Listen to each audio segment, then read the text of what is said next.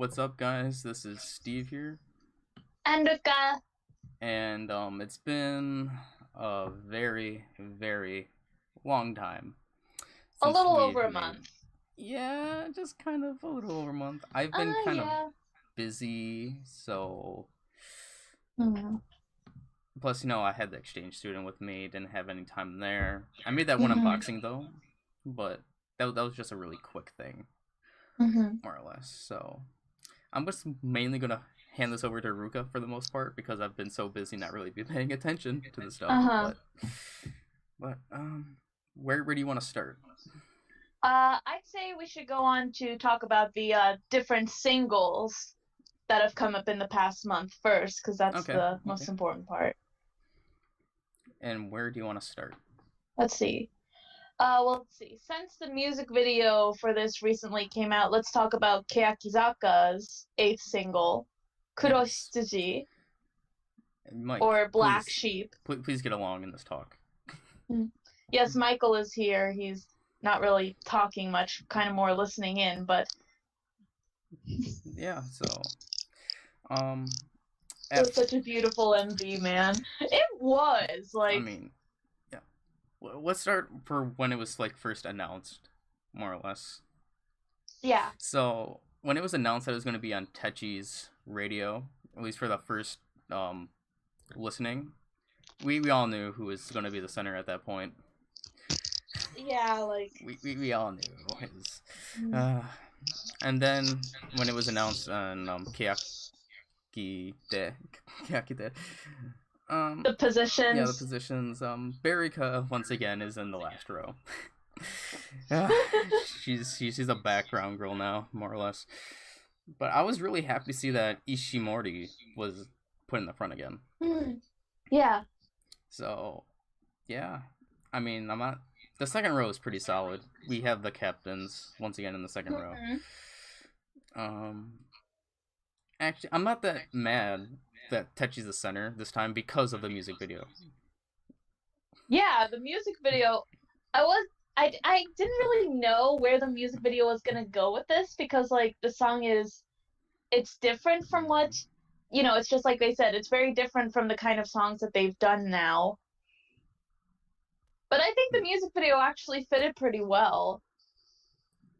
Like, I'm just surprised. Did they do this all in one take? Because it seems like they did it Yeah, all in it's one take. all in one Like, take. there's just so much going on There in the really background. is. Like, it's surprising to see how well this was done in one take. Because Yeah, you have to like watch the music video multiple times to even get to even know what is happening in the background, more or less. me and Michael, we're working on like an analysis where we're breaking it down. And when you go and like analyze each member, what their situation is and what they're going through, really dark music video. Oh yeah. Like there's some really dark themes in this. I mean, that's Kayaki for you. They bring it once again. With Techi being very dark. Still against conformity and rebellion, I think, more or less, is a central theme. Yeah, like that's definitely the theme of the song, since it is literally like the black sheep. It's about the outcasts who stand out from the crowd. Well, like, it was just so beautiful to watch. The music video was just so beautiful. Definitely fit Techi a lot. And that is why she was named the center of the song. I'm somewhat happy. I'm indifferent because Verika was in there for more time combined than she was in Gurasawade and Ambivalent. So, like, I want to be positive there. She had more screen time than both those music videos combined for the past two singles. But it still was only like 2-3 seconds of her actually being like on screen recognizable. But overall, an amazing song. And then it was also the B-sides were announced as well, but yeah, I just got a quick look at the groups. And they seem interesting. But I'm kind of like Kageyama, because I know that there's two hiragana songs, but both of them don't have my Kageyama in it, which is kind of like interesting that she's the only hiragana member that's not in the single. On the plus side, though, we have a Nagahama Neru solo, and also Michael is very happy about this. We have a Yukanen duet. Yes, he is very happy about that. I can tell. The one that's gonna be interesting. Like how that's gonna sound.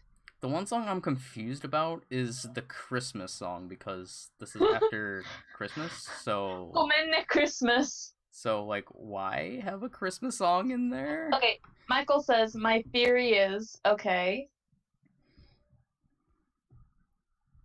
I hope we gave you time. But, I feel like it's gonna be more or less like a bathroom travel, like, type song. Like, that's just my feeling in it. Maybe it had been recorded and done prior to a Christmas December release. Maybe. Possibly. It was recorded in September? Really? It was really okay, recorded. Then that kind of explains it then. Wow. That's such a long time ago. But you know, I'm happy to see that we have Berika and the Nagasawa Nanako duo in there. So, and the covers. Once again, we get a Techi only cover for Type A, which actually looks really pretty. I really like it. All of Techi's solo covers have been really nice. Yeah. But Berika's on the regular edition cover. Oh well. Oh well. So yeah. Very beautiful. Have you seen the full promotional image where it's all of them laying on the ground? Was that not on the cover? Was that the promotional image? No, it wasn't a cover. Oh. It's just the promotional art for it. Michael, you'll have to send him like a I know photo what you're of it on talking Discord. about. It's the one that looks like they're making like a 46 or the Kuroi. Yes, they are. They're making a 46. Which I didn't notice that at first, but that was really cool.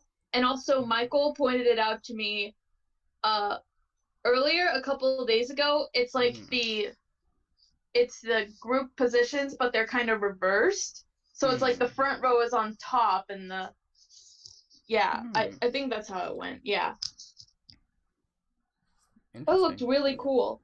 Right to left as well. Yeah, right to left. It was really cool. And then the other one was NMB's? Yeah, NMB also released the music video for their 20th single, Tokonoma Seiza Musume. They actually released the shorts for the coupling songs as well. They released the B-sides too, just today. Yeah, so what are your opinions on this, I guess, single? For the main single, I actually really like it. I'm pretty indifferent. I like the sound that it has. I liked also the callbacks to Zetsumetsu Kurogami Shoujo, their first single. I'm kind of really indifferent about it because it's not bad, but I wouldn't say it's good either. It had, to me, it felt like it was like something like Latin American or like Middle Eastern, kind of like, at least the music video, at least for me, because the Lamborghini in the background, there was like, I don't know what. I'm sorry, the what now? The Lamborghini, the car. Oh yeah, that like, was cool. Like, I feel like that's something like the Latin American, like Middle Eastern music videos like have. Just like very like rich looking, but this would probably be like my second least favorite song within like the whole single, at least from what we've gotten. Just personally to me, and it's kind of weird when we see that they're shorts for the B-sides, but some of them are like almost 4 minutes long, which really confuses me. Almost, it's like they cut off the end. Like they're like, you can't see the end yet. You have to get the full version. Like just release the full version if you're just gonna essentially do the whole song. I mean, it at least makes me curious, like, Team M's, for example, Uso Tsukuryu. I have to know if Miru wakes up. All the members are asleep, and Miru hasn't woken up yet, because she apparently ate a mushroom. For that music video, like, I was confused. Like, it had the English subtitles, like, in the very beginning, and I was like, why is there English here? Aesthetic. I was confused. Or, I can't really call it aesthetic because it was just in that one part. Yeah, I was really confused about that. But, like, my favorite two songs were Team N's and... was it N? No, it was definitely Team N's. And yeah, I'm not sure if it was M's. I think it was N and M's songs that I liked the most. Okay, for Team N, by the way, the song is really cool. I'm just confused about the music video, just a little bit. I was confused why they had the broccoli. That's the part. Like, yeah, the broccoli and also the different household appliances. Like, one girl had coat hangers. I mean, other than them holding those random items, they look really cool. Like, visually, all of them look cool. But why do you have stuff like a hose or a leek onion? Or I'm very confused. The song had like a very jazzy bluesy feel, maybe. Like I feel like that's like the type of song that they were going with. And then for MC, we discussed about Miru. Like I like both of those songs. Those are probably my favorite two songs of the single. And then Team B2 song, it just didn't really get to me. I didn't really like the song because it felt very bland and generic. Like I've heard the song before. Okay. How about the unit? The unit song, I really wasn't fond of it either, but I still found it better than the main single. I just very like indifferent about this main single. All right. Okay. Moving on. How about SKEBingo48? They released the music video for their second single, Kazewa Matsu. I really liked the video. Yeah. Again, this was another one they did it in just one take. But, although it's interesting,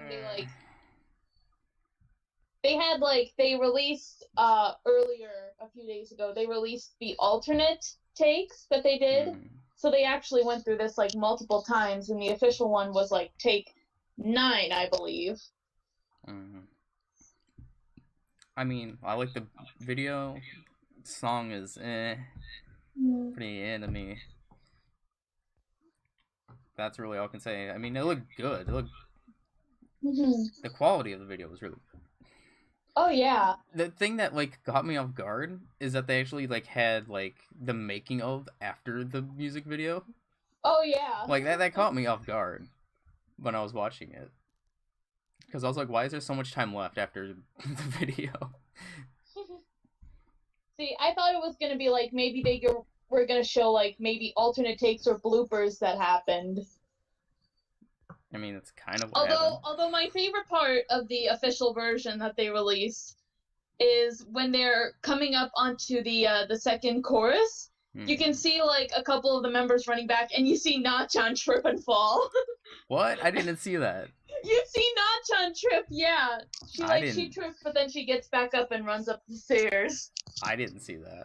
I guess I'll have to rewatch the music video. I saw a gif of that. You can send him the gif of that if you can find it again. But yeah, I like when there are little moments like that where even if it is like they do complete it, because like a lot of the times with one take videos, if you mess up something, you usually have to start again. But sometimes I do like those moments where even if there is something like kind of messing up, it's still like they still keep it in. Like, do you remember, it was an older song, but do you remember the music video for Dakishimecha Ikenain da? Doesn't ring a bell. It was an Undergirl song. I believe it was for Flying Get. It was an Ume-chan center. And they did it all in one take.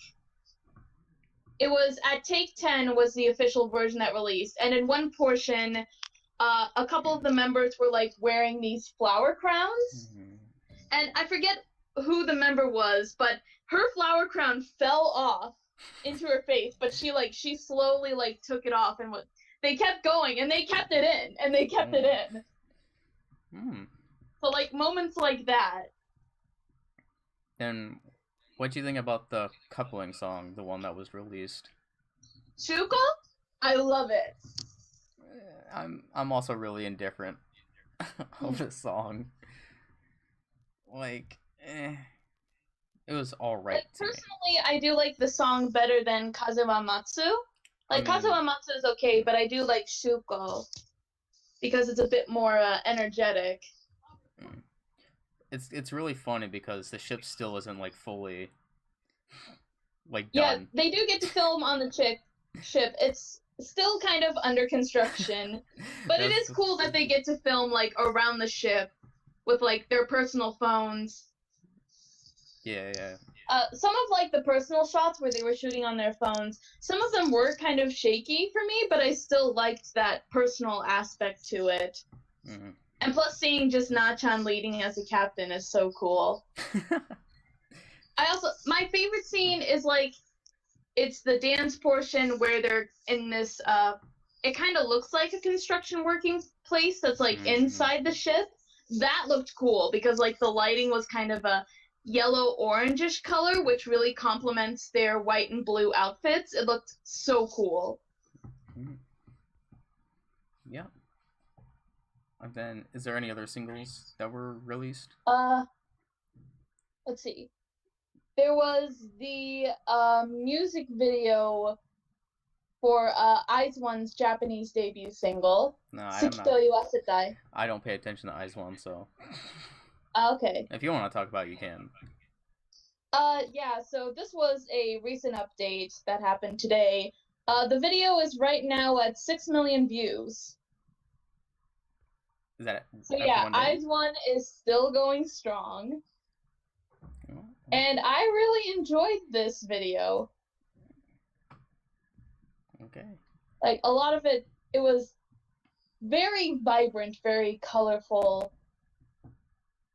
and just very aesthetically pleasing because, again, there were so many colors in it that it just, like, visually looks so cool. So yeah, I'd say check it out. Okay.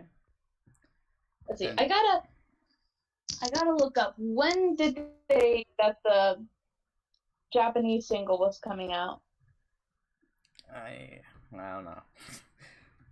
I'm looking it up real quick. And then... I know it's in February. It's in this month. The 23rd? I don't know why. The 23rd just comes to mind. I don't know why. Is that a Wednesday? I don't know. I just... That's like the pattern I've noticed is like the singles will always be released on Wednesdays. The 23rd is a Saturday. The 20th is a Wednesday. No, wait. Of this month?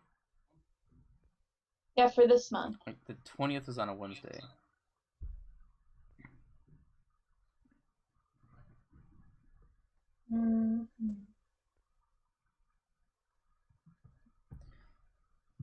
Anyways,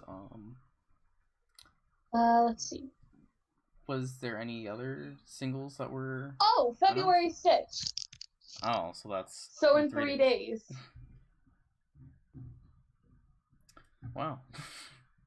Which, yep, is a Wednesday. Then, was there any other singles that were released? Let's see. Any other... I know of one. That's from a graduated member. The music video released for Itano Tomomi's new single. Yes. Which was very nice. Which I wanted to talk about. I kind of want to talk about Tomo-chin because, like... Yeah, sure. I'm not sure, like... Have you been following her music, like, at all? Like... A little bit. Okay, but, like, I'm just so happy. Like, I've seen, like, her progression and evolution of her solo career from, like, her first single all the way until now. Oh, yeah, because, like, it's really nice to see because like her first singles were more of like a J-pop, hip-hop kind of Yeah, songs. like it definitely felt like a lot more of like a K-pop feel more than a J-pop. And then after, or like when she released her first album, her newer songs were essentially her transition into her second phase, which was the hip hop rap part of her career. Uh-huh. And she, like, trust me, like she was like really hardcore hip hop rap during like that Yeah, part. like I remember the music video for Come Party, and this is totally American hip hop in Yeah, that's Japan. essentially what Tomochin was doing. She was doing like a Western, like Americanized hip hop rap, all the way Yeah. until Ine, Oh yeah, Ina, that because was more of a Ine was like a light pop hip hop, feel. Yeah. but like some of Tomochin's songs that she released like in between were like very hard, some sexual. I'm not gonna lie, some of her songs were definitely sexual, like OMG, like that song is essentially the whole song is about the one topic. But then from like Ine until now, it's been more like sentimental. She's transitioned to a more sentimental singer. I don't know, it kind of reminds me of like, I could be wrong with my examples, but like more of like a Rihanna or like Jennifer Lopez, seeing how like their careers were. It seems like Tomochin kind of like reminds me of that. Because like I've really liked the last two songs. Well, this song that she is releasing, and then Just It, and then her last one, her 10th single. I really like those two songs. And did you watch the music video for Tomochin? Yes, I did, and it was so sweet. I loved it. It was sweet. I just like there were so many moments where I was going, "Oh, she's in love." It was very good. They kissed 3 times. Like even like the scenes where I can see where people will say are controversial, if there would be, the shower scene. It's not controversial. I mean, it's the romantic. Thing is, it's not. But that's the thing. Like people could, but it's not because it's very genuine. It's wholesome. It's just so cute. I just liked it. Like the very first scene where she was waking up and kissing her boyfriend to wake him up was like, that was so cute. Yeah. And like, I'm gonna say like right here, like if me and Ruka do make a video on this, which I personally want to do, would be like the most successful graduated members within the 48 groups. Ooh. Tomochin is very high for me when we come to the most successful graduated members wise. Because I feel like that would be a good video to make. Much easier for me to make than one on sexy songs, because it'll be a lot easier for me to make. Because my number one is very obvious. I'm not saying it, but my number one would be obvious. So yeah, Tomochin, I just like seeing her whole evolution into her solo career that she's done.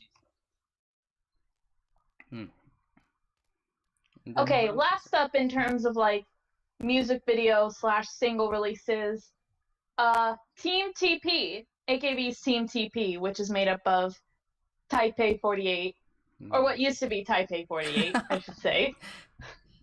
They released 2 music videos. The first one was their cover of Mae Shika Mukane, and the second one was Sakura no Hanabira Tachi. I didn't watch them. Oh, you didn't watch those? No. I know SNH also released a music video as well. Yeah, they released one not for... SNH. Team SH. Team SH, yeah. My bad. SNH is something else entirely. Yeah, Team SH did a Love Trip. That was actually really cool. I also didn't watch that. But I just know that they've released them. Yeah, all those music videos were done very well, very good cinematography. I'd say probably my favorite was Team TP's Mae Shika Mukane cover, because a lot of the scenery was really cool. Okay. And also it makes me happy seeing Abemaru again, because I haven't seen her in forever since she went to TPE48 and then did nothing. I mean, I'm still kind of like up with Abe Maru because Instagram, I watch her Instagram stories like every day. So like I know what's going on more or less. She's just having fun with the young kids in Team TP, she is. So yeah. I guess. Okay, before we talk about like events that happened, do you want to go ahead and talk about some graduation announcements? Yeah, let's go talk about some graduation announcements. Okay. We'll save the biggest one for last. The one that caught me off guard. So we'll start with this one because she actually just had her final theater performance very recently on the 25th of January. Yamada Juna of SKE48 has graduated.卒業おめでとう!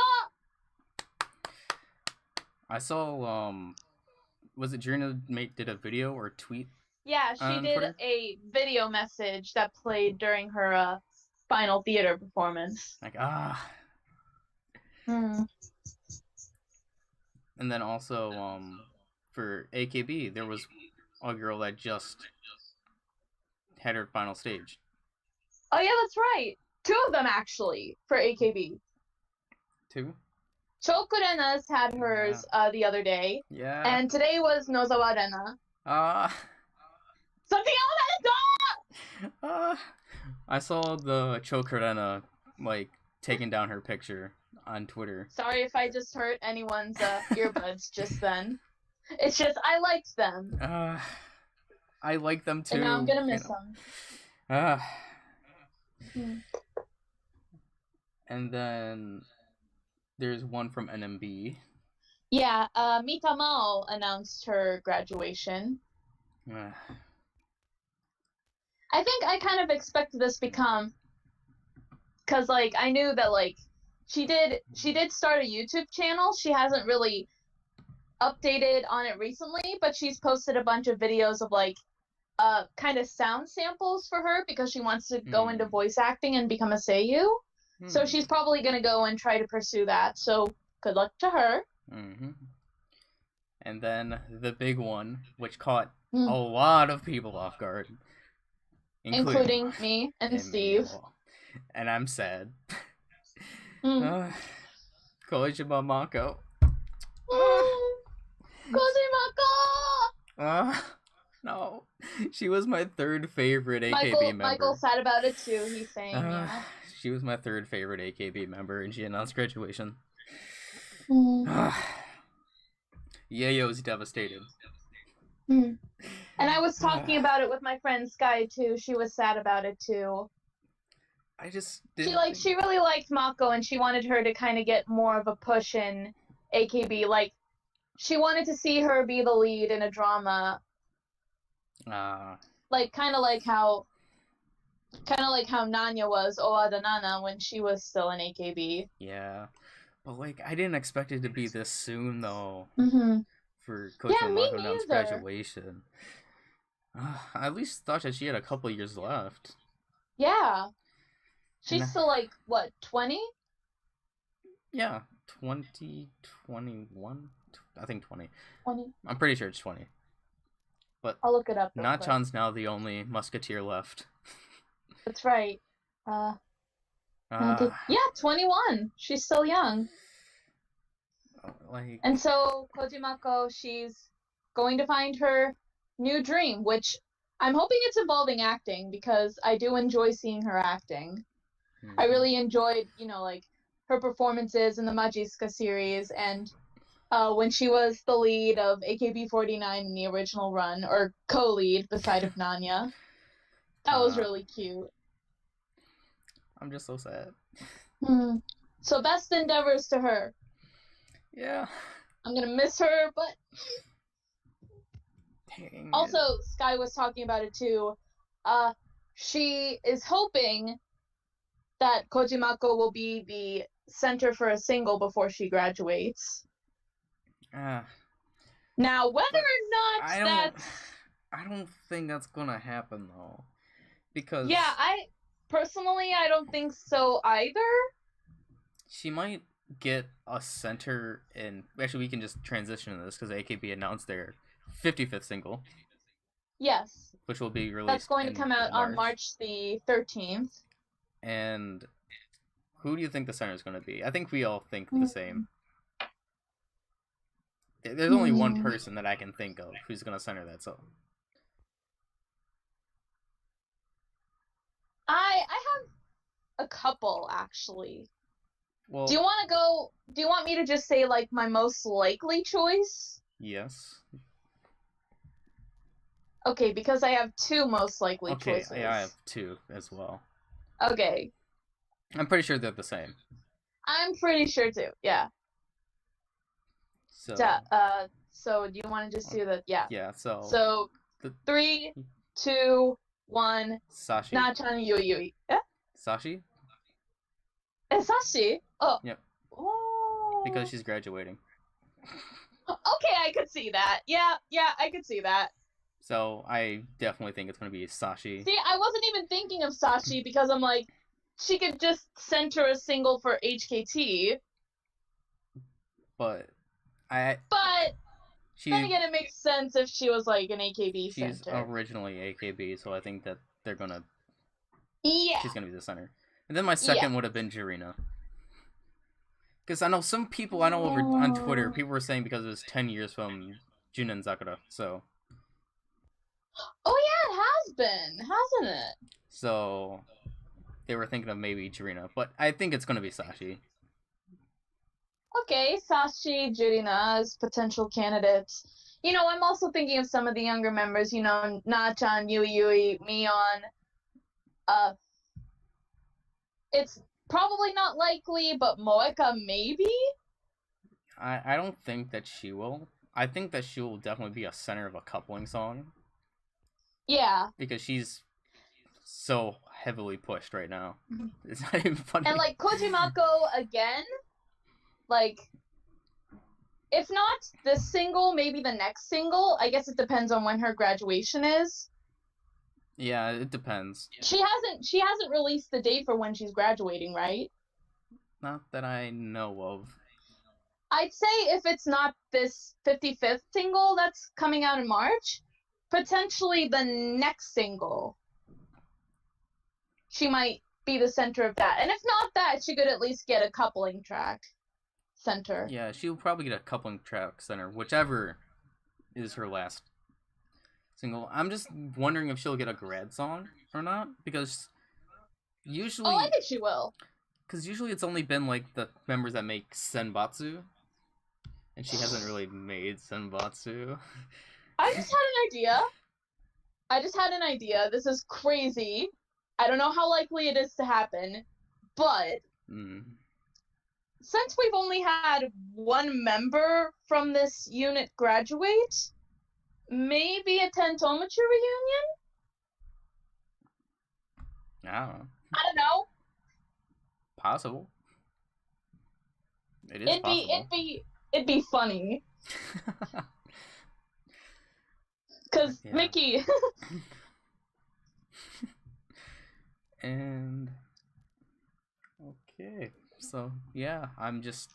And the funny thing is, like, I'm a Terrace House fan, as I've told you before, and one of the girls from Terrace House this series, whatever you want to say what it is, who's actually like into idols, actually is an SKE fan. She was actually like she met up with Kojimako, and was hanging out with Kojimako a lot. And I saw like on the stories as well, so like I was like, oh, that's cool. So like I'm very happy to seeing somewhat Terrace House interact with AKB. Hey. Okay. So where do you want to go on to next? How about we talk about some events? We can start with the 2019 Request Hour. Okay, yeah. So. Because this was very interesting. It finally happened. It finally. They won. Team 8 won! Woo! I mean, good for them. Like, I saw, like, once again, on Twitter, there was a video of all the girls doing their prefectures. Just telling their prefectures. It was so good. So, I didn't get to watch the whole request hour. They had a All Night Nippon, too, a couple days ago, where they were talking about the request hour, and they actually played the audio from the request hour of when they won, and they sang the full song. So, like, you could hear the fan chants and everything, which is great. Yeah. But there could be something that we talk about later that influenced. Yeah. Something we'll talk about later that influenced maybe request hour in the outcome. Stuff happened. Stuff happened. But later. Yeah, later. Let's see. Let's just go into like SKE stuff. Because for SKE fans. I mean, yeah, sure. There's a couple of SKE stuff. First off, we can talk about the 9th Gen, what they're doing post their debut performance. Please, from the New Year's Eve concert. Because I have heard nothing from the 9th Gen as of right now. Of any activities. Okay, no, actually the only thing that I heard of about the 9th Gen was that they were learning from like Jirina at handshake events. Yeah, they were taking some advice from like certain members, like not just Jirina, but like members like Akarin, for example, at handshake events. They were observing the members during the handshake events, taking notes. I actually heard that they had free handshakes that day. Oh, really? I think, because there was somebody in Discord, I think it was Boma, I think. He actually went to SKE's handshake event. I think it was Boma in our Discord. But he was saying how, like, they were given, like, free handshakes, essentially, that day. Okay. So, like, we know that they debuted officially as 20 Kenkyusei. Yeah. Unfortunately, one of the members had to withdraw because apparently her school does not allow entertainment activities outside of school. So she had to quit. That's kind of unfortunate. I mean, it's kind of weird to think about because it's like she should have known that beforehand. Like, kind of like that, like, her school didn't accept that. So, like, kind of like, why did she even, like, audition if she knew that she was, in the end, not going to be able to do it because of school? I mean, I've heard some stuff like that. But it's kind of unfortunate. Hopefully, maybe later on down the line, if she does, like, because she was, like, 18, I believe, maybe when she graduates from high school, she'll be able to, like, maybe try and re-audition again. Yeah, she could probably do that. Because we've seen that with other groups that happen. And let's see. There was the coming of age ceremony that happened with several of the members. Yeah. Out of them, one of the 9th Gen actually attended. Fujimoto Fuyuka is 20. So she participated in that. Congratulations to her and to all of the girls who participated. Quite a few of them, like Ogiyuka, I believe, was one of them from NGT. Let's see. I'm trying to think who else, because there's a lot of them. I just know that there was a lot of members. Yeah. But yeah, congrats to all of them. Let's see. The 9th Gen, they had a special showroom. They did? Where I think they did this in between their lessons time because they are doing lessons now, and so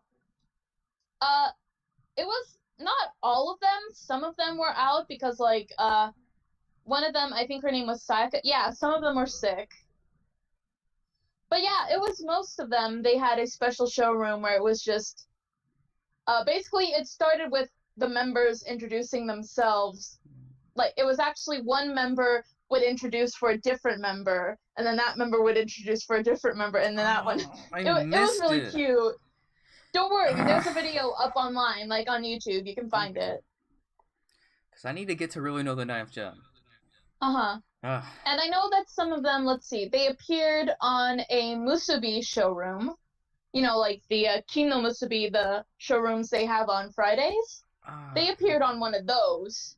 I don't think it was all of them, it was like a couple of them, but like, yeah, they were on that too. And then also, this was also pretty recent, a couple of the Ninth Gens appeared on the radio show that SKE regularly does, Ichitasu Ichiban ni janai yo, which I love to say the English title is 1 + 1 does not equal 2. It's funny and ironic. Let's see, a couple of videos of like the post-broadcast, like whenever the members like will do interviews talking about like after the show.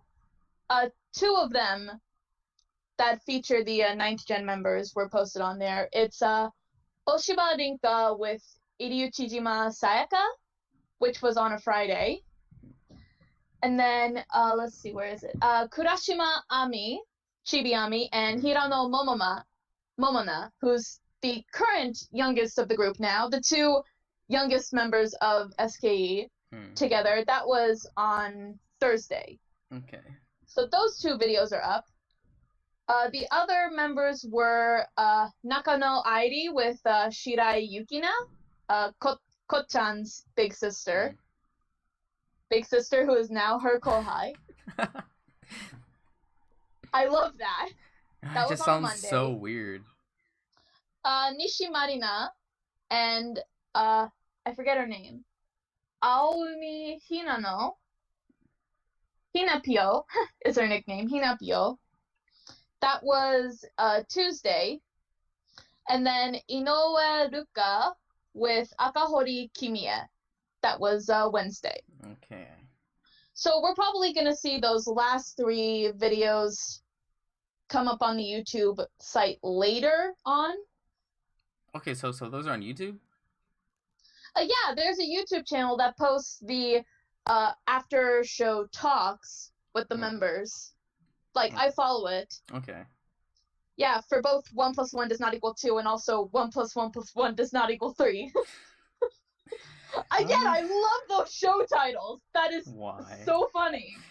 So yeah, definitely check those out. I'll share the links with you later, Steve, so that you can help to get to know the 9th Gen. I need to, because I love my 8th Gen. I'm gonna tell you straight off the bat, I loved the recording with Chibiami and Momona because they're so similar. It's like they're sisters. It's so cute. Oh my. And then let's see, more SK. And then let's see, I think. Well, I know this. Other than that, they also opened like blogs for the members. So yeah. Okay. So yeah, the 9th Gen doing pretty well so far as things considered. I'm gonna look forward to when they are able to perform in the Kenkyusei concerts for Seishun Girls. And then, in more SKE news. Yep. I know it's their last time they're affiliated with Toyota. Yes, they are graduating from Aichi Toyota. Oh. They even released the newest commercials where they're giving their graduation speech. That really is what it's like. Like, I really like the Aichi Toyota songs, though. With the members in there. I wonder what they're gonna do now. Now that they have, like, sort of like a spot open. Let's see. I know they still have the Passion for You Senmatsu. Yes, they do still have that. So they're probably, maybe they're gonna find another sponsor that they can base something off of. Because I know when they did Muishiki no Iro, they had a senbatsu for the Sagami? I forget the full name of it. The Sagami. It's like a restaurant or a chain restaurant. The Yoake no Coyote song. Oh, okay. That one. That song, okay. But yeah, that's gonna be interesting. I'm gonna miss the Aichi Toyota senbatsu and also the commercials, because the commercials were all funny. But all things considered, I did enjoy the songs. And I think Jimoto Min Tachio, which is the last one they're doing, I think this is a good one to go out on, because it's a really solid track. I agree. So, in a sense, Sotsuyo Omedetou from Aichi Toyota. Kind of weird to say. Kind of weird to say, yeah. Let's see. Well, there is one thing that SK, they did sign a partnership agreement with Nagoya City. Ah, yeah, I saw that. Gonna help for like promotion and tourism of Nagoya, since that's what they represent, is the city of Nagoya. Yeah. So that could be something they could do. That is something. They lost a partnership. They're gaining somewhat a partnership. So yeah, I can. And then also, some pretty big news that was announced during the request hour actually is they're having a Kanto region tour. That's beginning at the end of this month. Sounds really interesting. So that's gonna be let's see. I know it's Tokyo, Chiba, Kanagawa, I believe. Kanagawa, I believe, in the Kanto area. Yeah. Let's see. I'm trying to think of other prefectures in the Kanto area. Niigata? Was it Niigata? No. Okay, so Chiba from February 28th to March the 1st. Tokyo from April 8th to the 9th. Saitama on April 12th. And Kanagawa on April 26th. Okay. So, go if you can. Go if you can. Support your girls. Let's see. Also, this was announced, this was alongside SKE, but also Hiragana Keaki and Equal Love are going to perform in this year's Laguna Music Fest. Yes. So, look forward to that. They also announced the date for Matsumura Kaori's graduation concert. It's actually 2 days from now. Yeah. 2 days? February 5th. Kaotan's leaving. Also, this is kind of semi-related to it. I forget who originally posted this, but there's a video on Twitter of let's see, Aoki Shiori, Oba Mina.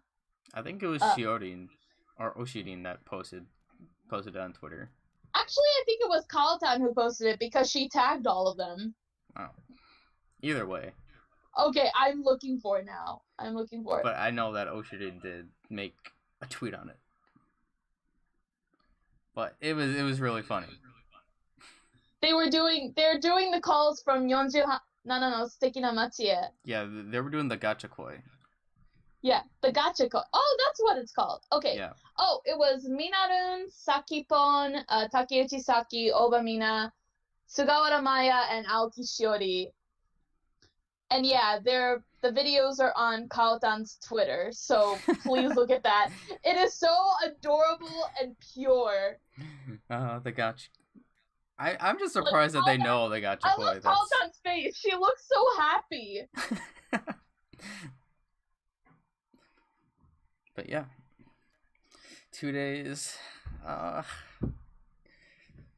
And since we're talking about SKE, we can also talk about SKEBingo, which has premiered.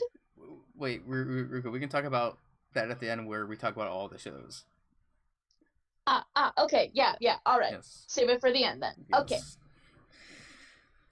Okay. Let's see. Let's see. Let's talk about the NMB group team shuffle then. Yeah. They had a team shuffle. Yeah. So they shuffled around all the teams, which now the new formations, they're actually in the music videos for the new single.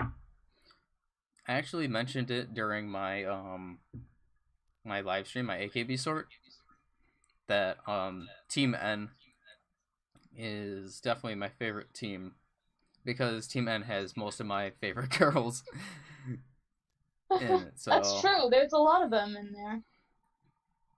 But I was really surprised to see that Yamamoto Ayaka was put into Team B2 because I thought she would have been placed in the Team N still. Okay. Wait. So, let's see. We have got, for Team N, the new captain is Kawagami Chihiro, and her vice captain is Ishida Yumi. And then we have Iso Kanae, Ota Yuri, Oda Mai, Kawano Nanaho, Shimizu Rika, Takei Sara, Tanegawa Airi, Nishizawa Rurina, Mita Mao, who is graduating, Murase Sae, Morita Ayaka, and Yoshida Akari. Yeah, so like a lot of my favorite members are in it. Ishida Yumi, the co-captain. We have Morita. We have Iso Kanae. We have Nishizawa Rurina. Who else was there? I forget, but I know I have a lot of members that I like in Team N now. I'm gonna be real. Half of the team I know, half of them I have no idea who they are. But I do like the members that I do know. Like, I like Yoshida Akari, I like Ota Yuri, I like Tanegawa Airi. Oh, Tanegawa, yep, that was another member that I really like. And I like Mita Mao, even though she's graduating soon. I like her. So I hope she has fun in Team M and while she's still in the group. And then for Team M, Captain Shibuya Nagisa, interesting choice. Vice Captain Ijiri Anna. And then Akashi Natsuko, Ishizuka Akari, I like her. Yeah. Iwata Momoka, Uno Mizuki, Kawagami Rena. That's the Udon girl, right? That's Renapyeon. Renapyeon, yeah, Udon. Kushiro Rina, like her. Koga Narumi, Shiroma Miru, Ace. Hori Shion, she recently started a YouTube channel. Did she? Yeah. I have no idea who she is, but she started a YouTube channel. So, good for her, I guess. Mizuta Shiori, Yasuda Momone, and Yamao Rina. This could be cool, seeing Nagisa in the leader position. Very interesting choice, nonetheless. And then for Team B2, the captain is Kojima Karin Kojirin, who is also the captain of the whole group. Yeah. So the vice captain is Yamada Suzu. That's Nana's little sister. Yeah. Is it? And then Azumi Yuki, Yumeyama Kokona, Kato Yuka, Jo Eriko, Jonishi Rei, Naiki Kokoro, Nagasawa Mion, Hayashi Momoka, Hongo Yuzuha, Yamamoto Ayaka, Yamamoto Mikana, and Shiotsuki Keito. That's an interesting name. I don't know who that is. I'm assuming it's like a sixth gen member, probably. Yeah, I assume that too. So yeah, very interesting shuffle here. I'm looking forward to that. Well, we kind of got a taste of it with the new music videos that came out. But I like them so far. And I guess NMB related, but Umezawa Azusa, who recently quit NMB, she's actually like updating her YouTube channel now, so she's actually making videos now. So okay, so that's what she was going on to. Okay. yeah.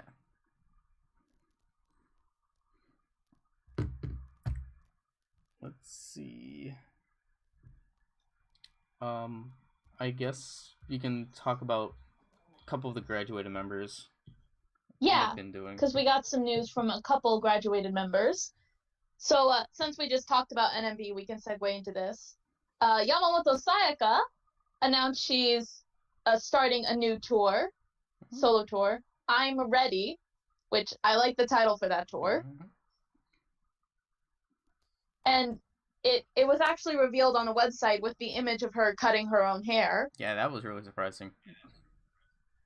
So Sayane is back with the short hair, and I love that look on her.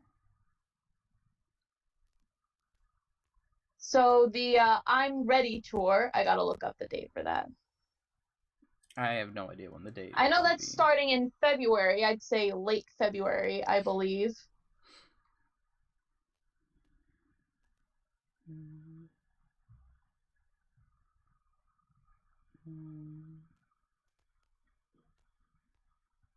No idea. I think.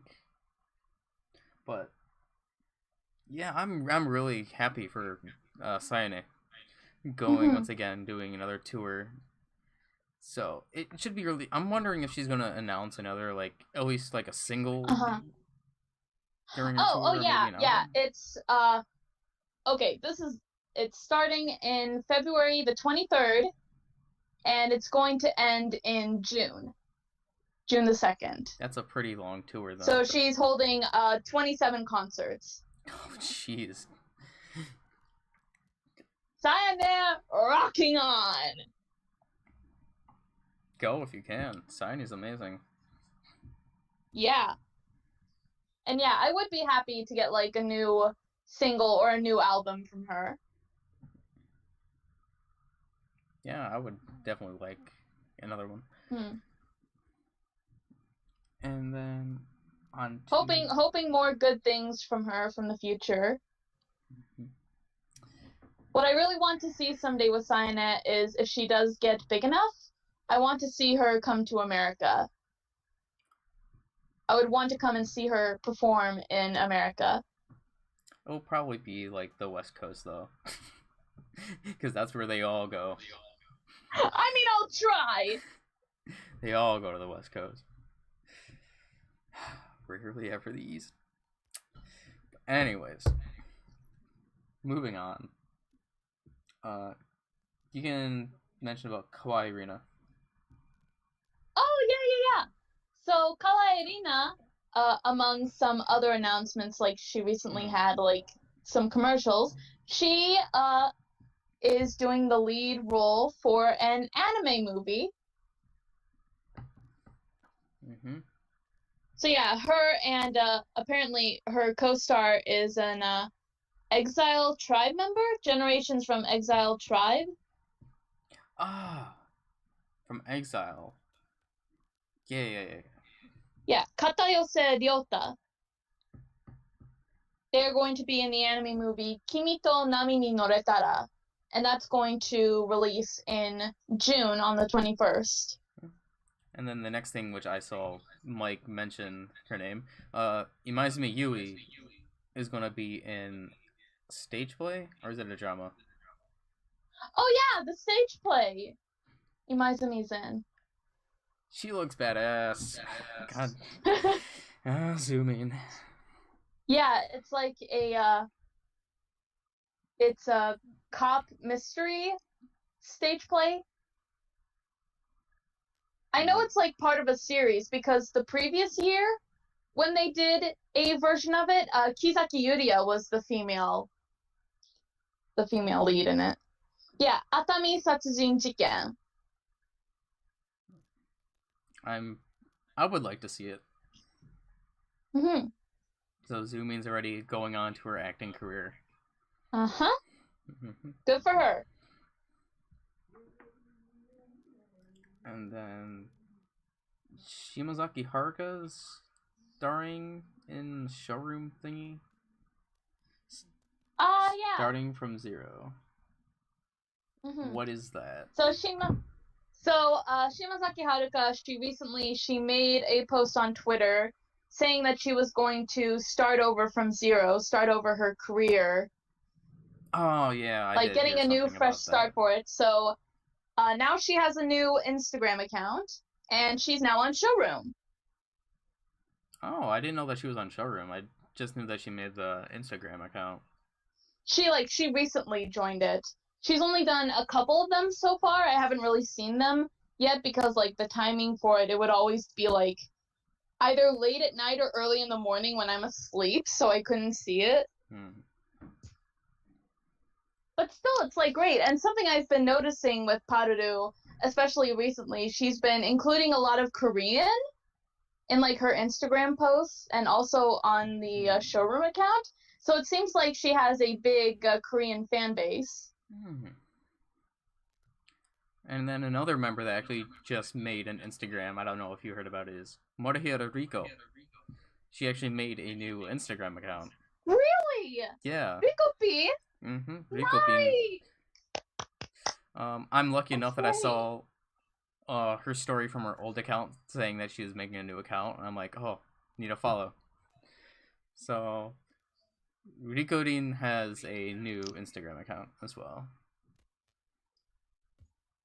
That's great. Well, drop my water bottle. And then, let's see. Kakegurui second season was announced. Yeah. When is the date? Okay, hold on. While I'm looking up for this, I want to talk about it. Okay, you can go talk about this. So Matsui Rena, it announced she was going to publish her first short fiction collection. It's titled Camouflage. Some of the stories are actually included in the Shousetsu Subaru collection, which she has published in. So like this is so cool seeing Rena as a writer. It's like I don't think it's likely, but I would love to read like an English version of her stories that she has written. I would want to read it. Okay, so Kakegurui. There's 2 different air dates since it's airing on 2 different channels. Well, one's Netflix, and then the other one would be, I think, a regular. No, it doesn't say anything about Netflix yet. Look, it does the TV airing first, and then it comes to Netflix. Okay, I'm thinking the other way around, like what Terrace House does. Yeah. So, it's March 31st for MBS, and it's April 2nd for TBS.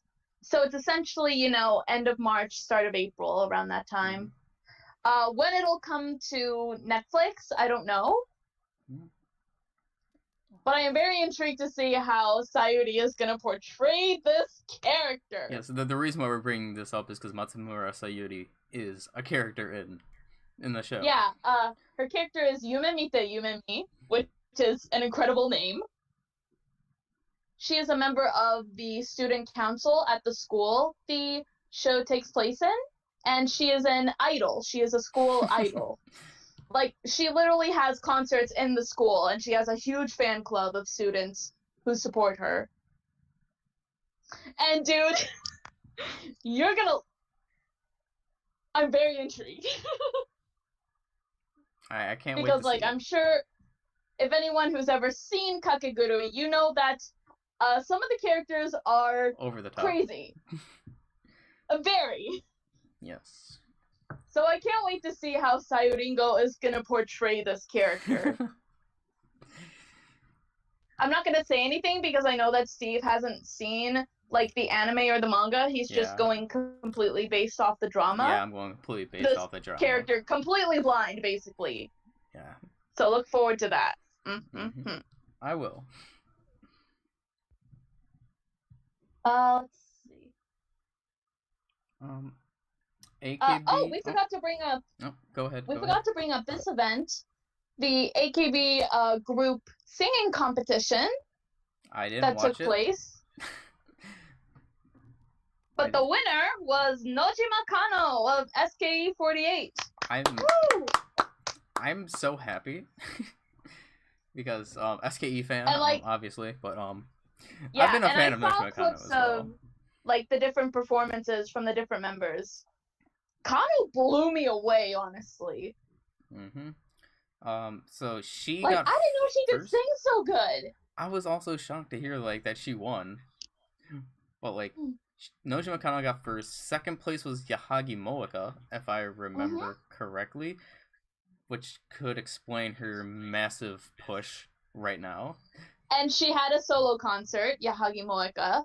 And then third was Nachan, or did Nachan get fourth place?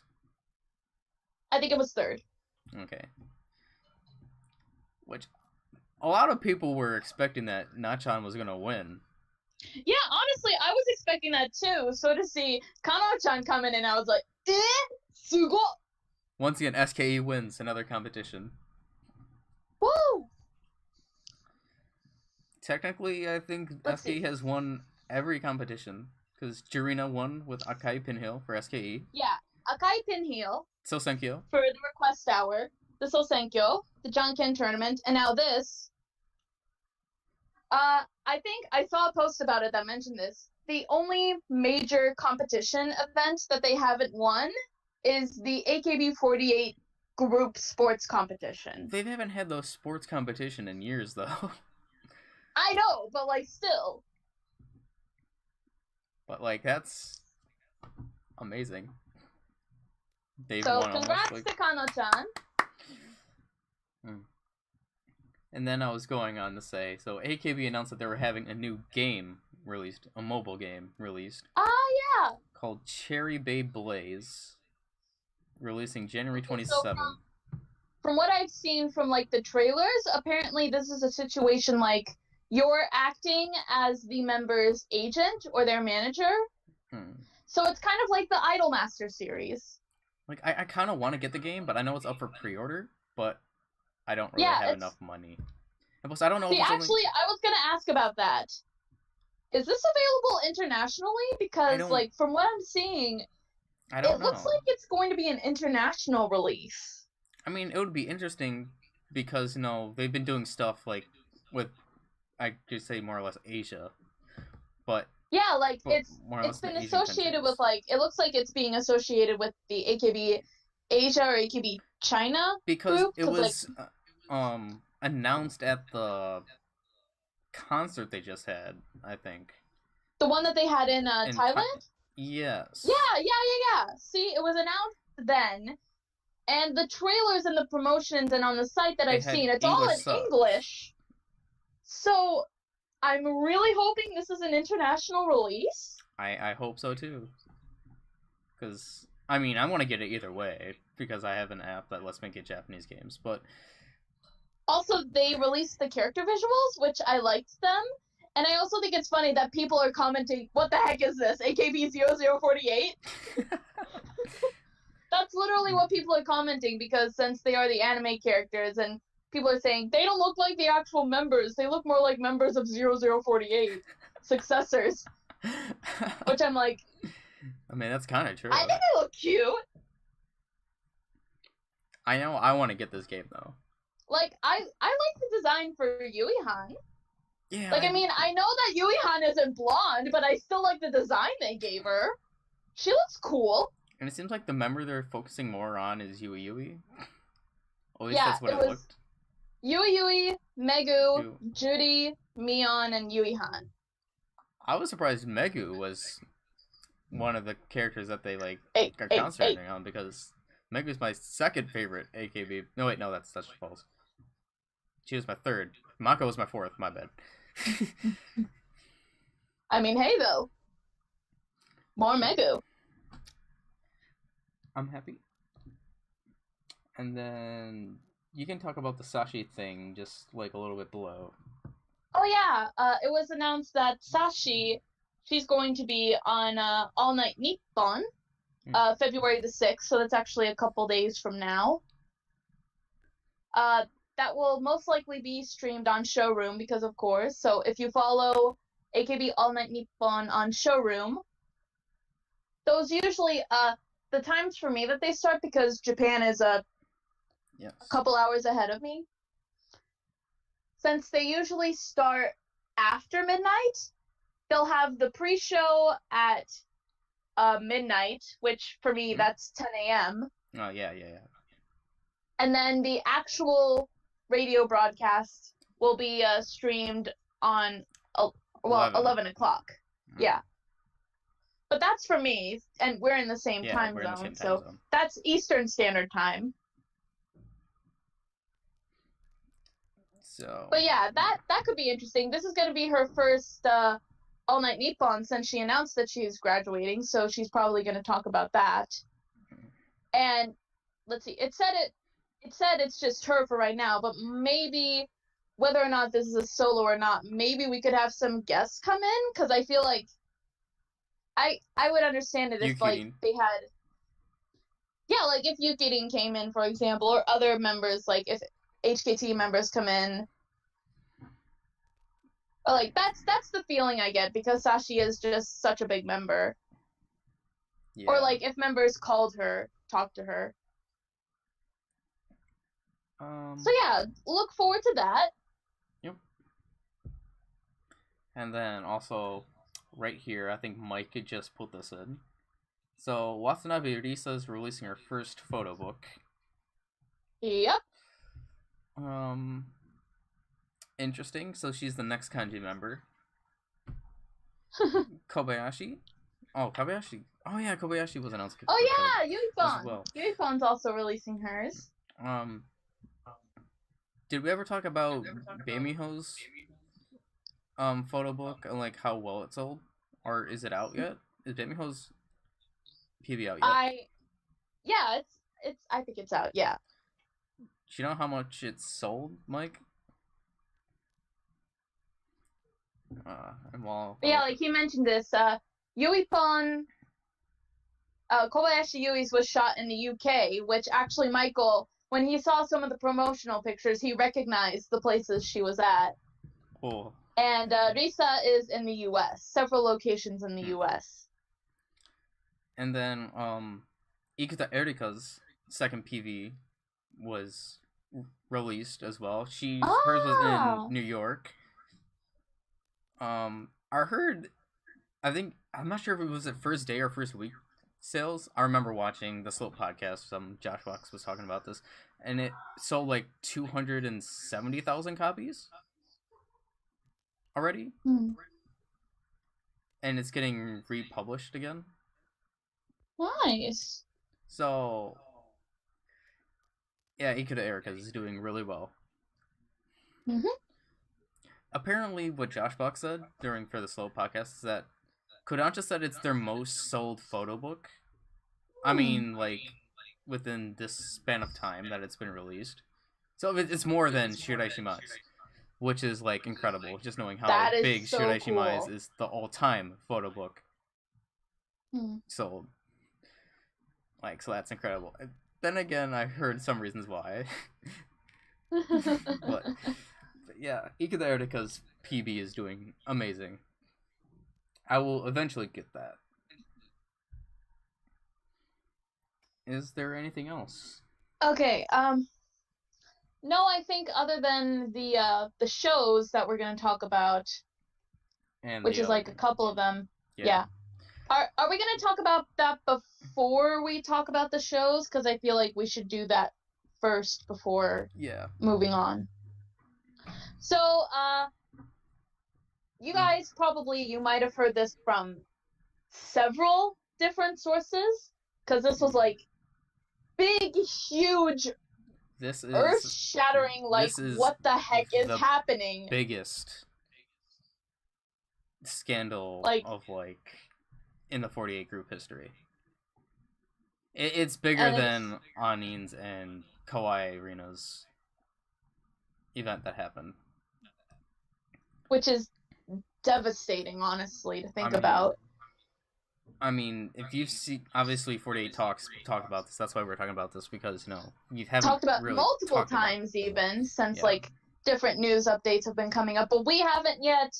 So it's only time to do this right now. So I'm very obviously we're all mad. All the international fans are more or less mad. A lot of the Japanese fans are mad. And actually, there was, if you guys don't know, so this event happened on December the 8th, if I remember correctly. So Yamaguchi Maho was assaulted by two guys in her apartment, and it was further revealed. Actually, on January the 8th, a month later, she came out on Showroom, crying, trying to talk and speak out about the event, and then got cut off by management, which is one of the reasons why a lot of people are mad, because essentially management is trying to shove it under the rug, acting like this never happened, more or less. But Mahohon's official theme is now Fukiwon to me. Because and then after that she went to Twitter, and then there was just a whole thing on Twitter. Like, she locked her account and she was talking about the event like in detail. And it was pretty messed up. And then from there has been a hashtag that international fans have made for hashtag justice for Mahohon. And it got picked up in Japan as well. And then it got picked up by other news outlets, international outlets. Like, I'm not sure, did CNN do anything on it? But I know there was like Daily Mail, BBC picked up on it, but yeah, like, it's pretty much become international, global news. That's how big this is. Yeah, it's a terrible thing, because, and from what Mahohon said, like in her tweets, it was because a member or members, because the Japanese, they can be talked about plural or singularly, actually like leaked the information about her going home and where she lived and whatnot. There's been a lot of speculations is what's happened, more or less. But since now I'm more cooled down than I was back in the beginning of the month, because that's when everything happened, I can more or less think more straight. But obviously I'm still mad. A lot of us are still mad. But since then, there was a petition that had 55,000 signatures that was signed before it was done, which it's amazing to think about. Because that's about half of what NGT sales have been in the past. So the fact that 55,000 people signed it, and when you think about like NGT sales, you think about people buying multiple copies, and just think about all those signatures. That's just amazing. Obviously, nothing has been resolved for now. There's been things pushing it go forward, like the Imamura, the former manager for NGT, he's now placed somewhere else in management, which people are mad because he still has a job, more or less. But there's just been a lot of speculation within the event. There's been witch hunts going on, just trying to find what members are the culprits of like the information leaks. There is two in particular that are very under fire right now with like fans, Tano Ayaka and Gatane. Those two are the most speculated members for the information leak. And then there's off with Yamada Noe as well. But there was just a whole chart. Like, if you guys just looked, like, there's a massive chart of like links and everything that was going on. It really is crazy. So, what are your thoughts, Ruka? Honestly, like, when it first happened, I was just shocked that this was happening. Like, you know, like,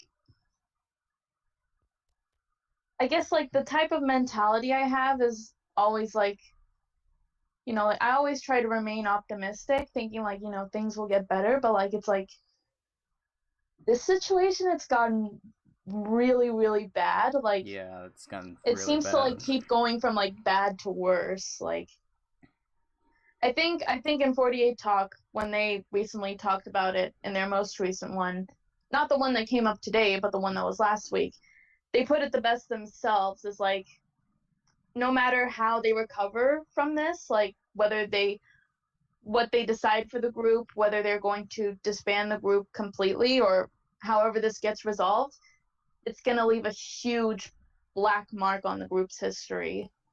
Yeah, it's And like it has affected the group greatly. Like, I've seen different clips from different news programs in Japan, like some of them featuring like people that I recognize, Japanese celebrities, and even former members and current members, you know, like Shibata Aya talked yeah. about it, Sashi talked about it, Kitahara Rie talked about it because she was former NGT Yeah, mama. it's mostly former members that talked about it at first. Iriyama Anna was, I think, the first one that talked about it. Mm-hmm. But, well, she was in Mexico at that time. Yeah, which she's back now, by the way, in a happier news. Iriyama Anna is back from Mexico. Uh, this really has affected the group because we talked about earlier the coming of age ceremony. Yes. The videos that I have seen where like they show the members talking about, like, you know, giving their speeches, has so many dislikes and so many comments about like, how come the members are acting like this when one of their members is suffering? Like, it's and we mentioned it before, the request hour this year Yeah. was, I mean, I assume the voting went on, you know, probably before or during this whole debacle, but this definitely affected a lot of the votes because a lot of NGT songs actually ranked really low. Like, Yeah, they Sekai wa Dokomade Aozora Nanoka, which is like one of their most popular songs, probably their best song ever, ranked in like what, the 60s, yeah. the lower half of the 60s. And like, I did hear it from Robin when he talked about it. Apparently, when they played "What You Gonna Do," which was just, Yeah. I don't know if it was a video performance because like some of the members weren't there. Apparently, fans were booing. Yeah, And I don't fans think were I've booing. ever heard that happen before. I've never heard of something like that happening for an AKB group or an AKB event. Like this is just, and you know, because personally I don't want to think about like that a member would do this, but it's like, Yeah, but it did happen. it did, and it's like And we it's currently in like third party, like a third party committee investigation is going on. But like, and from you know, what we've had Mahohon apologize which in the was theater. really didn't help at all. People even got more pissed off because of that. That's when things started to She like apologized. really. The staff, some of the staff apologized. The new female manager Yeah. who's running for the group, she apologized. This is like, But the thing is, people I'm don't want sorry, to hear. I'm sorry, I'm kind of getting emotional right now. I'm actually tearing up a bit because it's like first time I'm actually talking about this and letting it all sink in. But like, and people are mad because she's the one apologizing when people want Imamura to apologize because he's the one that's swept everything under the rug and he's just basically getting away. I mean, they put their steps in the right direction, but it's still not enough. Yeah. Because there's just a lot of speculations that are still going on that we just don't fully know, and that's why I can say, because they're not facts, they're just speculations that are going on. But if I had to be honest, like I'm kind of disappointed in Ogi of like how she was like treating, like it's essentially better that it would have been essentially better that she didn't talk about it like at all. because she's essentially taking the side of the two people that are speculating to be the culprits within NGT, and now with Mahohon, which I'm like disappointed in Ogi about. And also, she's the one during the coming of age ceremony. She said that she was aiming for first place in the Sosenkyo, and that is an impossibility. That's an impossibility now. There's no way she's gonna win.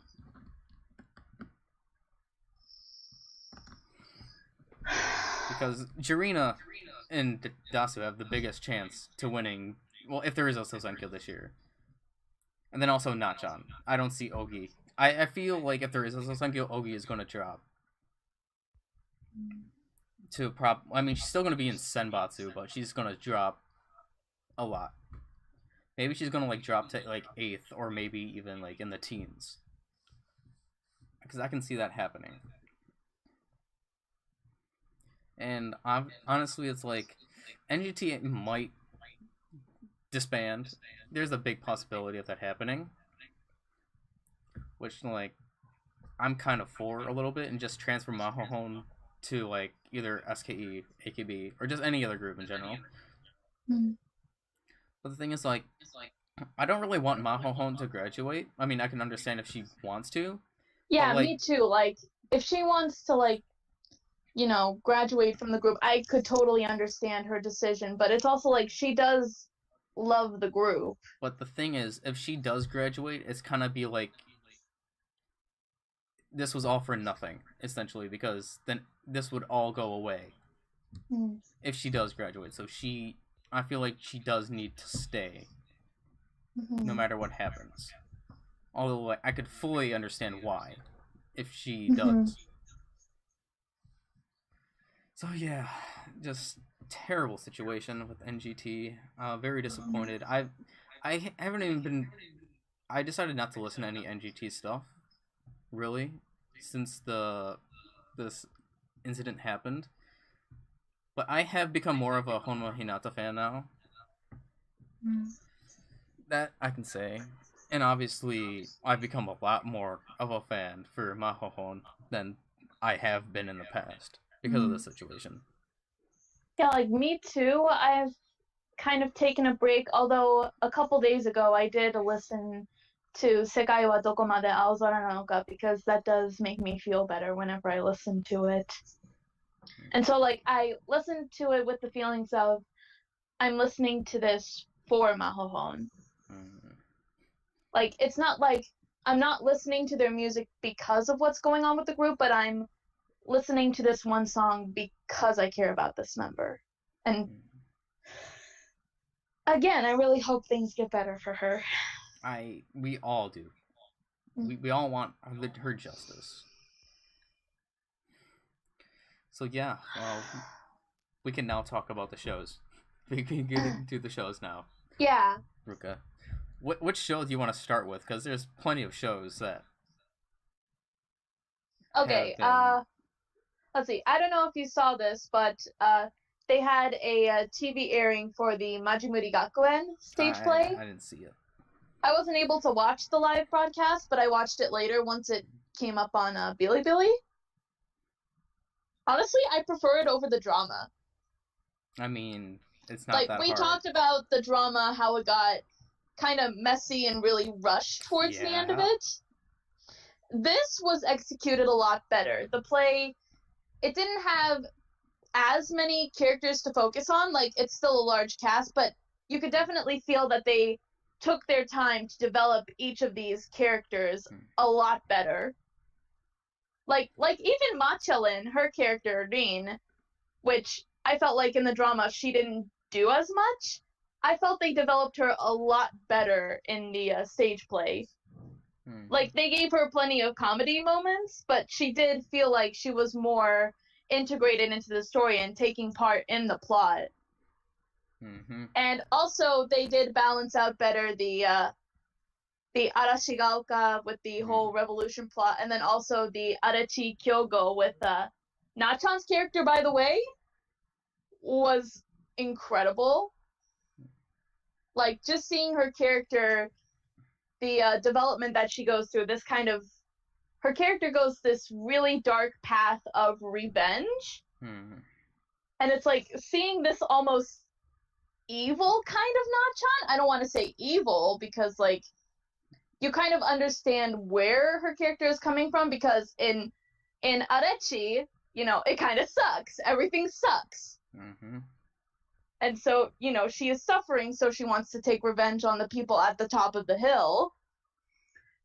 But it's still really interesting to see this, like, person who has fallen from grace and now is taking this really dark path and declaring war on Arashigaoka. It was really, really good. Which, again, that's why I like it a lot more than what the drama did. Yeah, because we can all agree from episode 7 on that yeah, drama's like, not. See, the problem with Majimuri was they should have taken its time to, you know, extend the plot. They could have gone for like maybe 1 or 2 seasons. You know, have more time to develop more of the characters and more of the situation, but it was too rushed towards the end. This was like, it was very, very good pacing with everything that it did. And honestly, I would love to see if they did like a sequel stage play. Like, if they could continue on for the story, but, you know, members have hinted at that, like, no, this is probably the last thing of Majimuri we ever see. And the way it does end kind of implies that basically what happens after, probably similar, not the exact same events as what happened to the drama, but it implies that those are the events that happened. Okay. But yeah, overall, I did very much enjoy it. I don't know if the stage play is ever going to get subbed, because it's very rare for the stage plays to ever get subtitles. But if it does, Steve, I definitely recommend watching it. Okay. I mean, if it gets subbed in, yes. I'll watch it. Okay. Then, what show do you want to talk about? SKEBingo. Okay, let's talk about SKEBingo then. Woo! So yes, this debuted very, very recently. The first 2 episodes, which have now recently been subbed, and tomorrow they're airing the 3rd episode, which I am excited for. So yeah, let's talk about it. What did you think? Because I know that you watched it recently subbed. Was the sub the first time you ever watched it? Yes, I didn't watch it. Yes, raw, okay. So I watched it without the subtitles, and then I watched it later with the subtitles. I mean, it's pretty typical. Just the first 2 episodes are just getting to know like how each of them acted during their auditions. Yeah, but like some of them were really funny. Kitagawa Ryoha's made me laugh. How she's just literally reading off the script. I feel so bad because, like, I love Ryoha, but she is such a bad actress. It's just so funny how she's reading and then in the middle. Because, like, really, I don't want to admit that she's a bad actress, but she kinda is. And that's why I'm worried about seeing her in Toji no Miko, is because she is playing a very difficult character, and I don't think she can do it. And then obviously with Arayuki, of how they just started off the show like saying, here, Arayuki's our gossip girl. Obviously, like, I like that because screen time. Yeah. Screen time for my girl. It's very interesting to know that she has that role, because even I didn't know that she was like the gossip girl within SKE. But really funny. Also, Arai, by the way, what did you think of her acting when you saw it? I didn't think it was as monotone as they said it was, but it was just a bit better than Ryoha's. Yeah, a little bit. A little bit. Let's see. I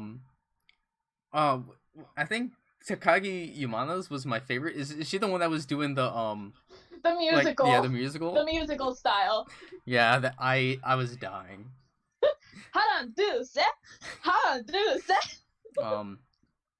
was not expecting that.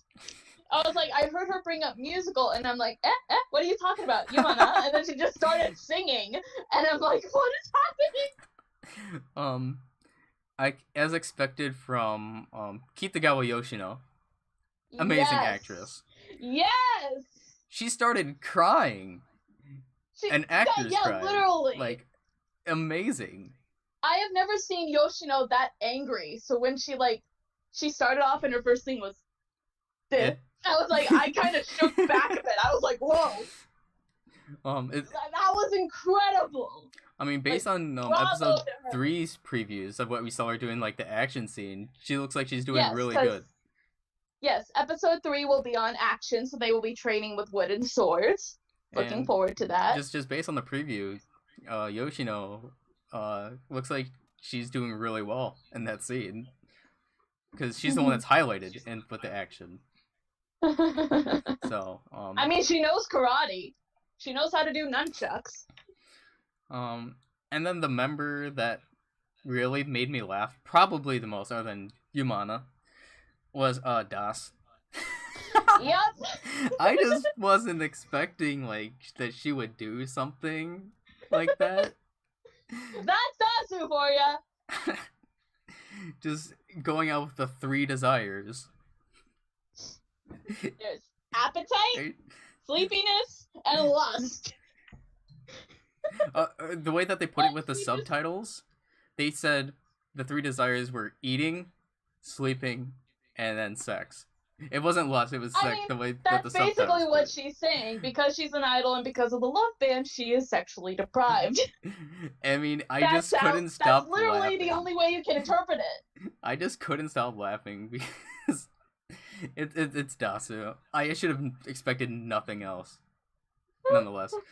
Jurina, I felt like she did a really good job during the audition part. Yeah. I mean, even the Jurina is definitely well experienced. Even they're not the commentators, but the judges. Yeah. They said how good that she did, and then with the little skit with Sanshiro and Obata. Yeah, the skit in episode 2. Yeah, when she did with Yunana, that was so cute. I love that. But I think. Speaking of Yunana, I think she has some good potential because I thought she did pretty well in the skit. It was very basic, but you could tell she was doing the. Yeah. It was very subtle, is the way I would put it. And then Now did an amazing job for the second part of the audition. Yeah. The judges were really. Unfortunately, she was not in the studio because she was sick. Yeah, but she did very well. I really liked that, her acting during the auditions.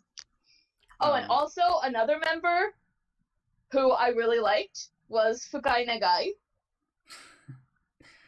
Because, when they were doing the impromptu acting, she freaking snapped. I couldn't. And I loved it. Didn't they go second? Yeah, they went second. Okay, yeah, I really like the impromptu act that they did. I found it really funny. Let's see. What else was there? Did they show Minarun? No. I know they showed Churi. Minarun. Oh, Minarun was there. Yeah. Churi's was alright.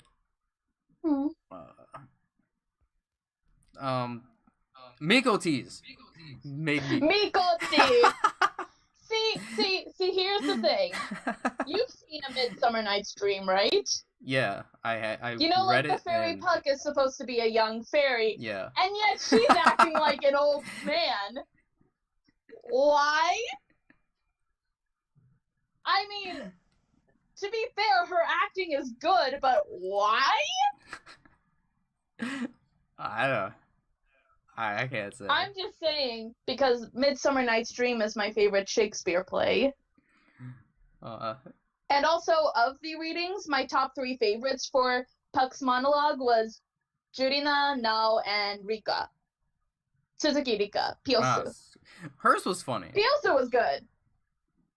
Piosu's was funny. Funny? I found it funny. Because they mentioned the Showa thing? Yeah. Yeah. And then also, Kumazaki Haruka. Oh, yeah. See, she's a good actress. I think she's a good actress, but it's just that she has her lisp, which kind of holds her back. But, like, it just makes her freaking adorable. My favorite part from episode 2 is she went, "Not the best friendo! My God, friendo!" No, that was my favorite impromptu. That was hilarious. That was so good! They're like, why did you just come back from abroad? I'm just really looking forward to seeing what the others have for this whole entire season of SKEBingo. Same. I will forever look forward to Kitagawa Yoshino and how she acts. Yes. More or less, I'm just looking forward to her. Oh yeah, then also something that we didn't mention before, but why can't I think right now? Shirayuki Kawaku dyed her hair pink. Oh yeah, very recently. Yes, I think it was yesterday or the day before. I really like it. Me too. I think it looks better than the blonde hair that she had. Then again, that could just be me because I like red hair, but I liked her blonde style, but I love the pink. I think it looks really good. Okay. So, let's talk about SKEBingo now, because it's been a month since we last did this. So, they did the oh my god, the palm readings. The Lucky Girl ranking. Yeah, the Lucky Girl rankings. And then also, they did the Moe Kyun battle. Yeah. Once again. So, let's talk about the Lucky Girl ranking first. Yes. So... because this was actually really interesting. Also, I can say, I feel bad for, like, Miku. Tanaka Miku. Yes, so, Tanaka Miku ended up getting, last place, unfortunately. I felt so bad.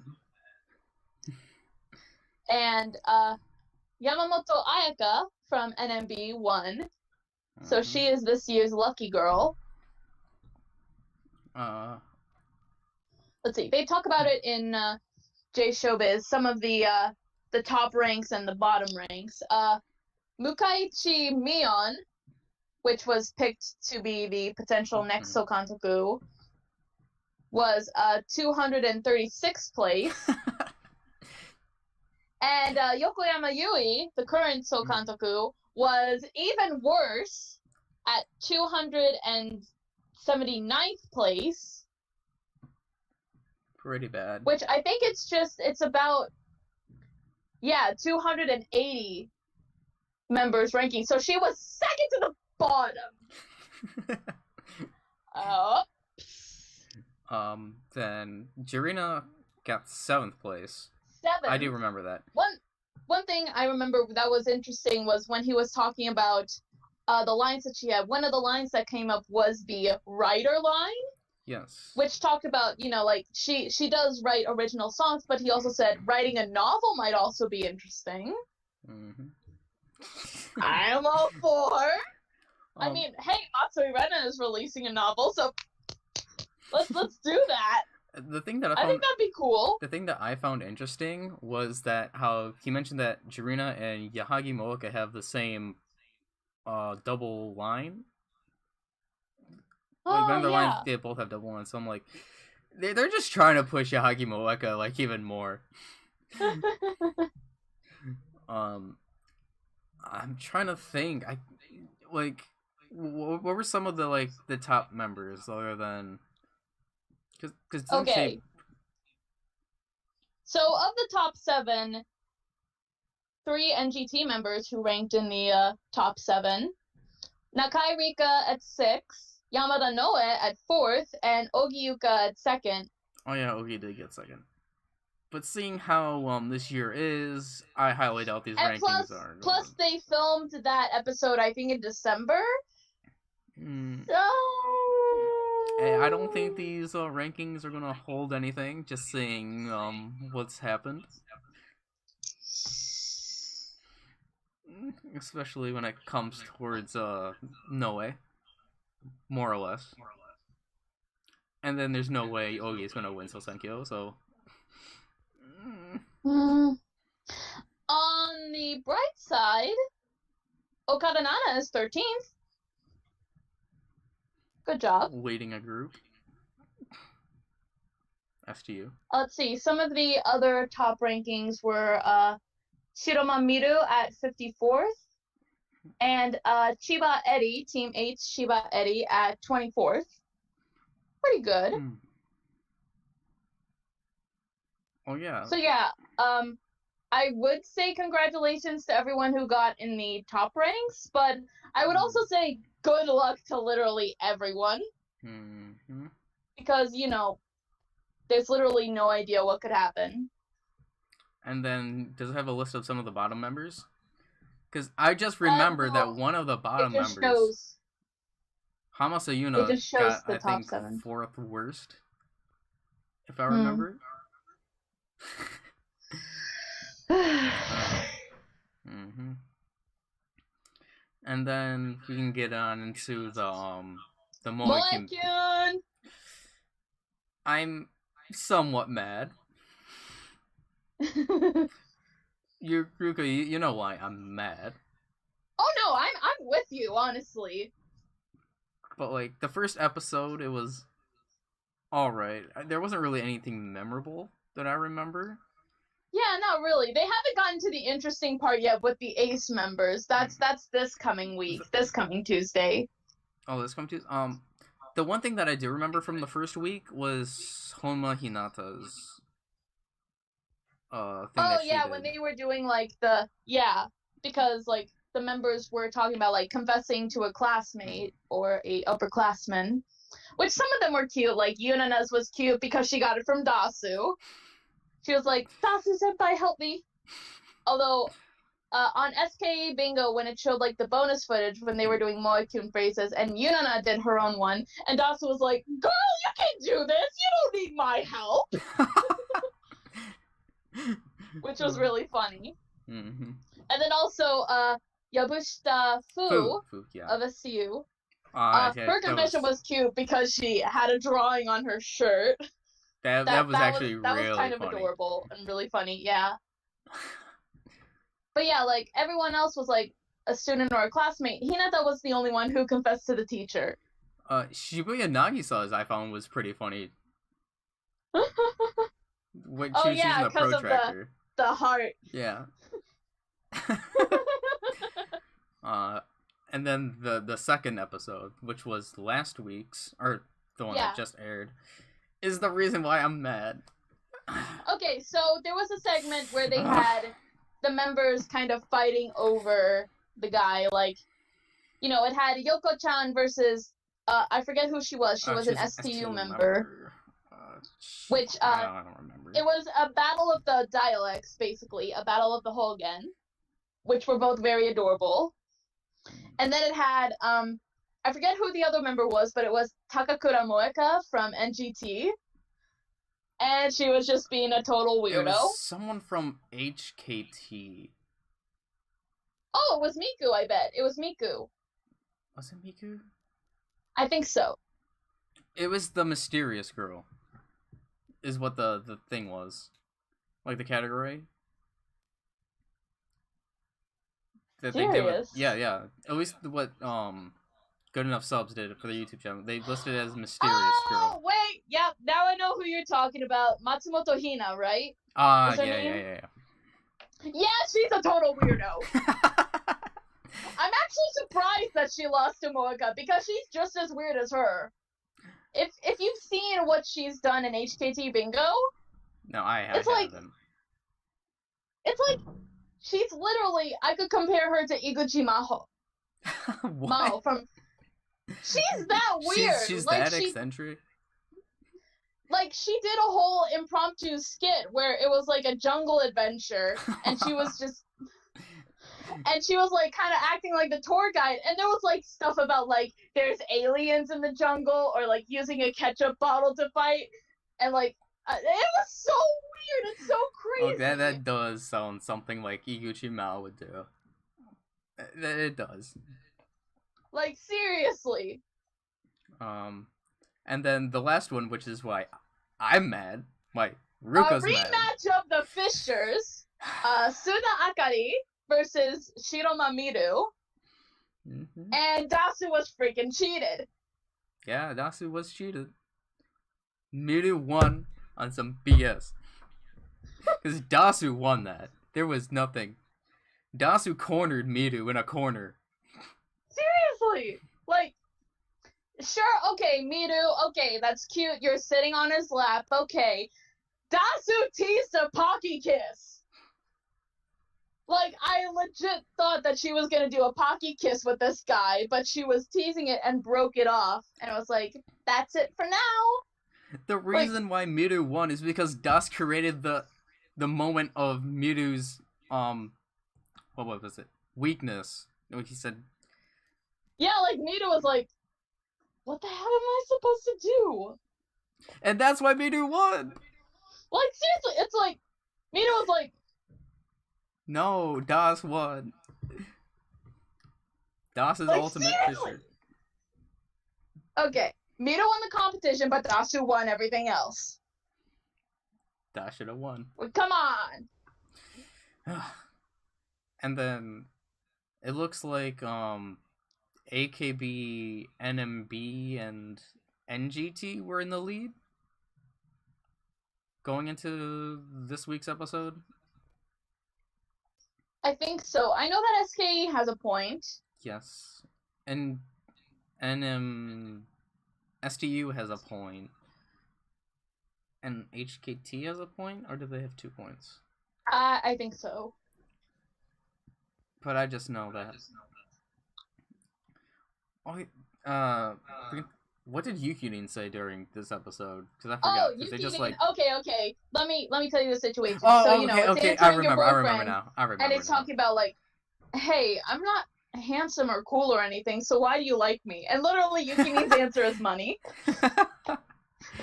Honest, Yukinin! That was... Some of them were just really cruel. They were like, well, you're ugly. Or, like, more or less around that. And then there's Hama-chan. Like, she was just like, I can't say anything. She did that to her, so it's a thing. Oh, Hama. Oh, yeah, so you know. So that was my impression of her just now. What did you think? It was pretty good. but like Hama is just like that naturally though. Yeah. She's the weird hentai doem. Yeah, like I think she was trying to come up with something, but she couldn't, so she was just starting to freak out. Like, cause at first she was like calm, trying to do it, but then you see the hands come up and not the whole this. But she does that a lot though. She does. She really does. It's just naturally what she is like. Yeah. Which, I mean, I can kind of relate, because when I get excited, my hands will move around a lot, too. And then, I'm looking for forward to this week's, SKEBingo. Mm-hmm. The Battle of the Aces is upon us. And then... I'm curious at what Ogi is gonna do, because I saw the preview. I didn't see the preview, like, so... Doing the... Okay, then maybe I won't spoil it. And then, I guess next is Hiragana Oshi. I haven't been able to watch the past 3 Hiragana Oshis because they're not being subbed. Me neither. I haven't really been catching up with the Keiya shows recently. But, the last Hiragana Oshi one I watched was, once again, I guess it was somewhat the Lucky Girl rankings. But it was in their, like, own format. But instead of, like, using the palm readings, it was like more or less an aura type thing they did with like tarot cards. Okay, that's cool. I like tarot cards. Mike, are you still here so you can comment on this? I have my own set of they're not really tarot cards, but if you've ever heard of the anime card captor Sakura, yeah. I have a set of the cloud cards that appear in the anime, and those can be used as tarot cards, so, yeah. So, essentially, what they did the top 4. Was it the top 4? Or no, the top 3 and the bottom 3. But then they had like little competitions of like the girls that weren't in the top 3 and 4 to see where they were revealed in the positions. I'm trying to think of how it was. If Mike was here, I'm not sure if he's like gone or something. That he would help me with this. But Miyata was last. Was in last place. Iguchi Mao was like 4th last. Because the thing that they did is they announced like the members that were in like the top 3 and bottom 3 before, so the other members in between could do competitions to reveal their ranks. Iguchi Mao won by drinking a whole cup of sour water stuff. I'm not sure what it was. Wait, you mean like, is it like the tea that's supposed to taste super sour? I'm not sure if it was tea, but they... I just know what did the liquid look like? It was just clear. It was clear. Because they... Did it have bubbles? No, because the thing that they did is that they did a bunch of tubes like connected to each of the drinks, where all of them were clear, but one was orange juice. But we didn't know who got the sour one until like they started drinking, and Iguchi Mao just kept on drinking. But like, dang it, Mike, help me. Everyone. But it was pretty funny. But they did their own thing this year. And then Kayakite. I haven't been watching that either. They did a Miyagi film competition, like, or it was like a guessing game. Oh. To see who goes on like location shoot for Miyagi. And that's where Akanen and Ishimori Nijika are from. So they kind of like, because these are like guessing games and whatnot for the competition, so they kind of put a handicap on them because they know most of the stuff from Miyagi. It was pretty cute. I remember Baraka had a scene that was really cute during that episode. But yeah, Kayakite was alright. Okay, I didn't see the full episode for this, but I saw a clip that was from this week's AKB48 show, where it had the members getting their influenza shots. You know, that's always kind of something fans like to see, is when members getting their flu shots and they have their reactions. That just reminds me of one person in particular. Who? Hillary. Hillary. Yeah, Hillary, you know, she's not in the group anymore, but this year, what it showed in the clip, the one who had to be, I would say probably the biggest reaction was Team 8's Yokoyama Yui. She was freaking out so much she was speaking gibberish. Oh my. Actually, to segue to Hillary a little bit, so she just released something like a couple days ago, sort of NG. When I saw this, my mouth dropped. I'm like, is Hillary like really like? So the thing is that Hillary just had her Grab Your debut 2 days ago. It was a VR video, but based on the screenshots from DMM, the DMM website, wow, just yabai, very yabai, just jaw dropping. Like, oh wow, my. It is very much yabai.